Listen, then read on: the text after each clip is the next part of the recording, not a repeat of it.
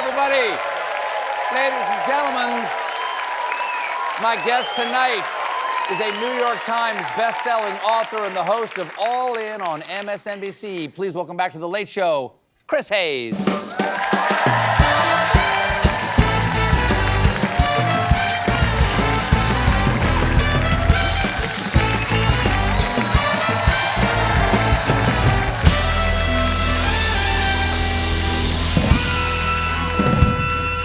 Good to see you. Great to see you. Always fun to talk about the Trump administration, and now we've got a fresh one to unwrap. Yeah. 4 more years. It's like the advent calendar. You know? Now, each one's just a fresh turd. Now, we made it through week 1 of the second Trump administration. We did. My reaction the first time he was elected 8 years ago, I was sitting right here when I found out, I think John Heilman was sitting there, was I got this chill through my entire body and went, oh my God, the biggest narcissist in the world now is going to be the most important person on the planet, and you can't ignore him, and the monstrosities that he's going to execute over the next 4 years are going to be unimaginable, and it was worse than I had feared when it finally happened.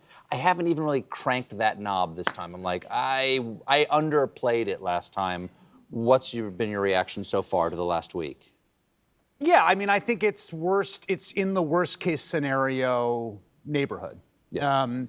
There's a few things he's done, I think, that are real indicators. So off the bat, I think the fact that, look, they could have done a little work and they could have had a day 1 executive order saying, I am directing the acting attorney general to review all the cases of the 1,500 people that were prosecuted for January 6th. Yes. Come back to me with recommendations distinguishing between violent offenders. They could have said, we're giving these 1,000 people who didn't commit acts of violence a pardon. The fact that they said all of them are out, jailbreak, the guys that took a baton and beat a cop over the head and bear sprayed them and went on Facebook later to brag about it. Tased him into a heart attack. Tased him into a heart attack. All of those people and the people convicted of seditious conspiracy against our republic, they're all getting jailbreaks. And one of them, Stuart Rhodes, is going to be at my rally the next weekends on stage. That is not, oh, they got too lazy to distinguish.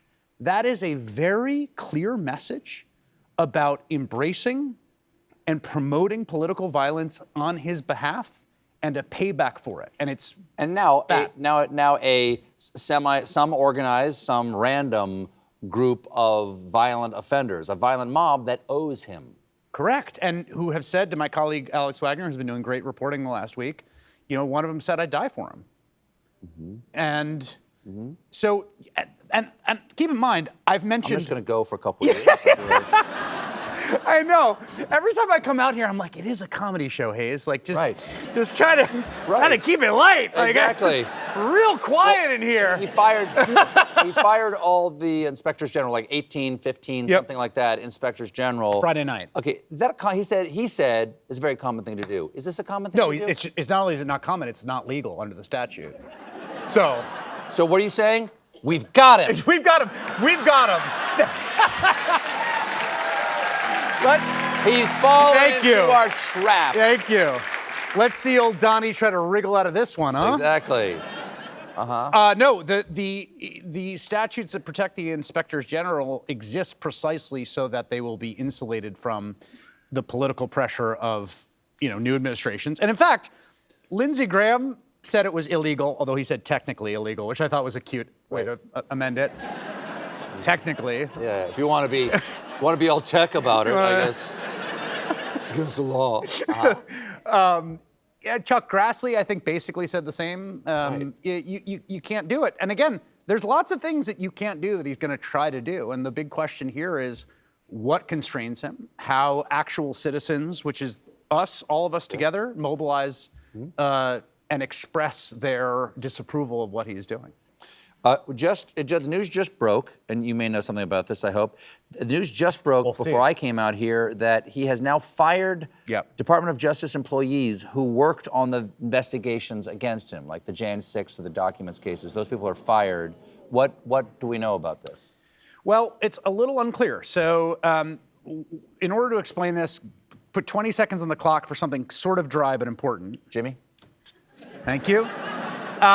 There are two types of employees broadly in the federal government. There are political appointees who serve at the pleasure of the president, and there are career civil servants who are protected by statute from being fired for political reasons. And the reason we have that is because basically in the late 19th century, we had developed a federal government that kind of operated like the bad old urban Chicago machine.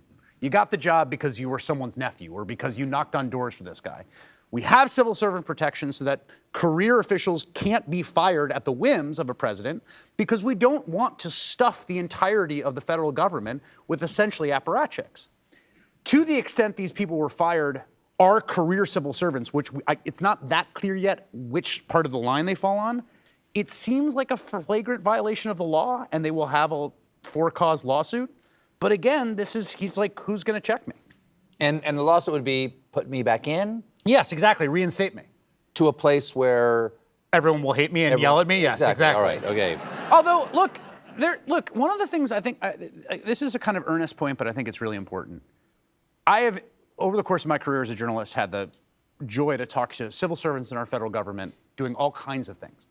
People that work in the USDA, and people that work in the public health infrastructure, and people that work at the Pentagon. I mean, there are so many people that work for the federal government who just really care and really are nonpartisan and really want to serve the country and whose expertise we rely on for so much.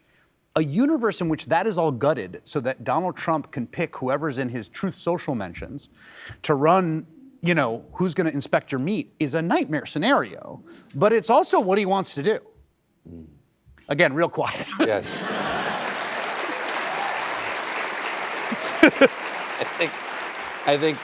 I think they might be applauding for meat. I'm not sure. We have to take a quick break. We'll be right back with more Chris Hayes, everybody. Stick around.